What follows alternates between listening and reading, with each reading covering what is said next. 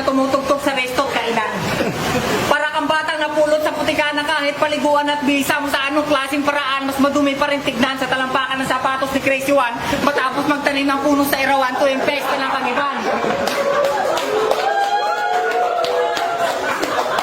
Tapos nang lait pa ng syuta, alam mo yung syuta niya maganda. Speaking of girlfriend, yung syuta ko na sugpo, na managkit, pasabi ko kumakatingin, sarap buwakiin, isigang sa tama rin. Alam mo gusto ko sa syuta mo, tol? Panakasando tapos naka-poke short.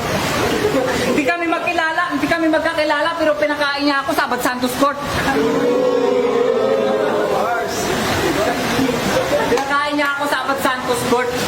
Grabe siya! Inubos niya yung lakas ko, walang natira. Grabing bakbakan namin dalawa. Pero siya parang hindi napapagod, parang makina. Hindi siya si Olive, pero aking si Submarine. Puta yung bibingka niya, nilagyan ko pa ng margarine.